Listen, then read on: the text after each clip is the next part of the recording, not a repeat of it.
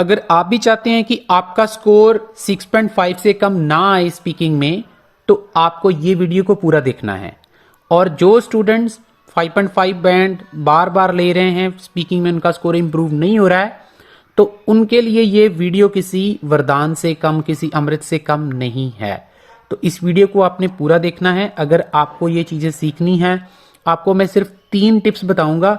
ये 3 टिप्स आपको फॉलो करने, मैं गारंटी लेता हूं आपके जो स्कोर हैं गारंटी के साथ 6.5 से कम नहीं आएंगे। मैं इस चीज़ की गारंटी लेता हूं। लेकिन आपको इस वीडियो को पूरा देखना होगा, तभी आपको ये चीज़ समझ में आएगी। और अगर आप चैनल पे नए आए हैं तो आप लोगों को यही रिक्वेस्ट है कि प्लीज़ आप हमारे चैनल को जरूर सब्सक्राइब कर लीजिए, क्योंकि आप लोग वीडियोस देखते हो लेकिन आप लोग चैनल को सब्सक्राइब नहीं करते हो।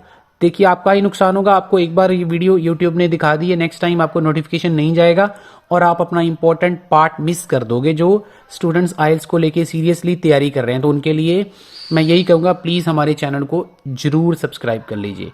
तो आपका ज़्यादा टाइम हम वेस्ट नहीं करेंगे, सीधा हम चलते हैं वीडियो की तरफ। और आप सारी वीडियो को पूरा एंड तक देखना है, तभी आपको ये चीज़ें समझ में आएंगी। तो चलिए हम वीडियो को स्टार्ट करते हैं।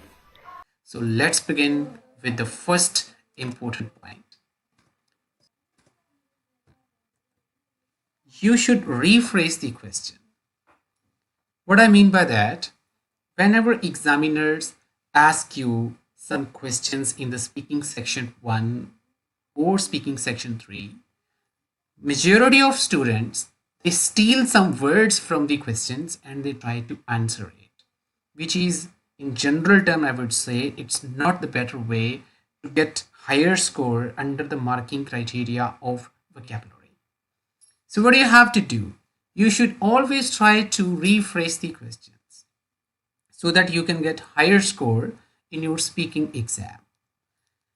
For example, if examiner asks you, who is your favorite celebrity?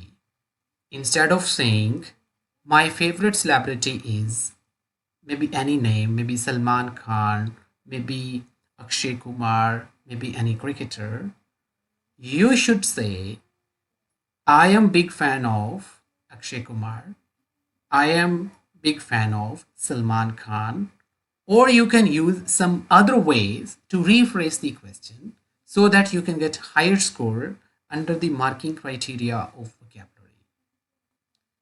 Let's move on to the tip number 2. Tip number 2 is you should use expressions in your speaking exam. I have noticed many students, they don't use expressions. Simply, they sit in the IELTS exam in front of examiners and they behave like a 3rd or 4th class student. So your speaking level should be higher and you should always use some expressions in order to get higher score. For example, if examiner asks you, can you do 2 tasks simultaneously? Or he can ask you, can you do 2 things simultaneously? Or he can ask you, can you concentrate on 2 things at the same time? Majority of students will answer like this. They will say, I'm sorry, I cannot concentrate on 2 things simultaneously. Instead of saying these particular sentences, you can use some expressions.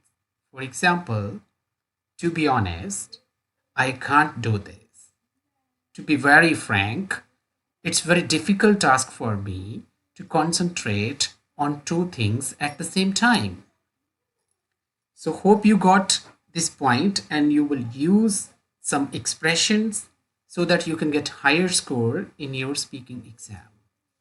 Let's move on to our final tip, and it is you should keep a steady pace in your real exam. What generally happens when students sits in the IELTS exam, they make mistake. I mean, when they practice their IELTS speaking in the coaching centers, they have list of questions. They have list of speaking part 1. They have list of speaking part 2 as well as speaking part 3.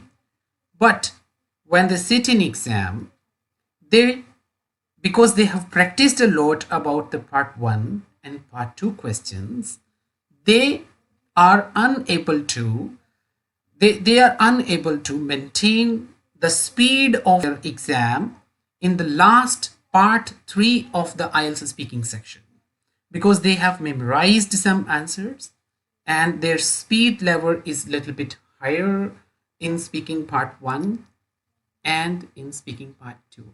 But when it comes to speaking part 3, they are unable to maintain the pace or speed of their fluency in the speaking section 3, and they fail to maintain the steady pace, which is a blunder.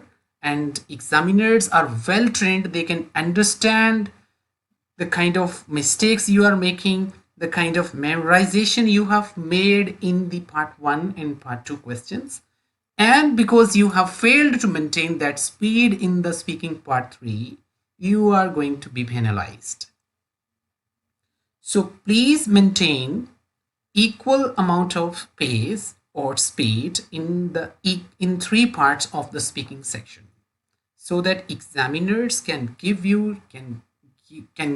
offer you some better scores. So I hope you have enjoyed my speaking tips, and please subscribe my channel and hit the notification button so that you can get some more videos, more useful videos on further topics. Thank you so much, and I wish you a wonderful evening. Thank you so much.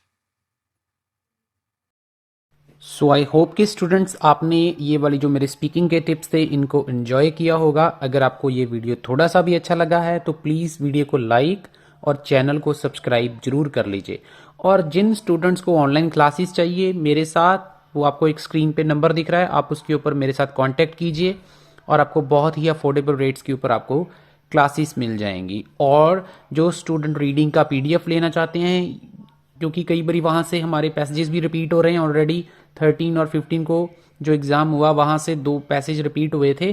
तो अगर किसी student को PDF चाहिए, वो भी सिर्फ 100 rupees में उनको मिल जाएगा। आपको जो नंबर दिख रहा है उसके ऊपर आप मेरे को कॉन्टैक्ट कीजिए, आपको सारी चीज़ें मिल जाएंगी। थैंक यू सो मच, मिलते हैं नेक्स्ट वीडियो में।